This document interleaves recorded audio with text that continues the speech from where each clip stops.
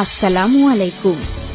একাধিকবার ক্যান্সার চিকিৎসায় জাতীয় ও স্বর্ণপদকপ্রাপ্ত ক্যান্সার স্পেশালিস্ট অধ্যক্ষ ডাক্তার এস.এম. সরোয়ার স্যার গত ৩০ বছর যাবৎ ক্যান্সার, কিডনি, থ্যালাসেমিয়া সহ সকল অপারেশনের রোগীগুলি অপারেশন ছাড়া জার্মানি মেডিসিনের দ্বারা স্থায়ীভাবে চিকিৎসা করে আসছেন। বাংলাদেশ গণস্বাস্থ্য হোমিওর দ্বারা ইতিমধ্যে কয়েক হাজারেরও বেশি রোগী সুস্থ হয়েছেন।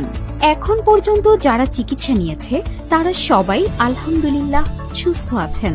এর যথেষ্ট প্রমাণও আছে।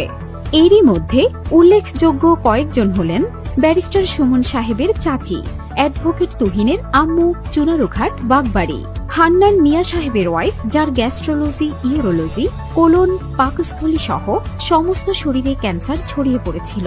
সারা শরীরে পানি জমে গিয়েছিল, কিডনি ড্যামেজ হয়ে ৩০ পয়েন্টে চলে এসেছিল। বাংলাদেশ, ইন্ডিয়া, সিঙ্গাপুরে চিকিৎসা করিয়ে সুস্থ হননি। ডাক্তাররা বলেছে উনি হয়তো আর ৩-৪ দিন বাঁচবেন, আপনারা বাসায় নিয়ে যান। তারপর তারা ডাক্তার এস.এম. সরোয়ার স্যারের শরণাপন্ন হন। তারপর আমাদের স্যার চিকিৎসা করেন।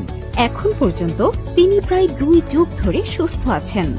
এছাড়াও আমাদের সাবেক রেলমন্ত্রী জনাব মুজিবুল হক সাহেবের প্রধান গানম্যান জনাব মুস্তাফিজুর রহমানের ছোট ভাই, ভোলার মাস্টার অ্যাসোসিয়েশনের সভাপতি জনাব আলম শাহ, জাতীয় সাংবাদিক সংস্থার কেন্দ্রীয় দপ্তর সম্পাদক জনাব হেলাল সাহেব, তিনি ২টি টেলিভিশনের দায়িত্বে ছিলেন। ওনার থাইরয়েড ক্যান্সার ছিল, এক কান থেকে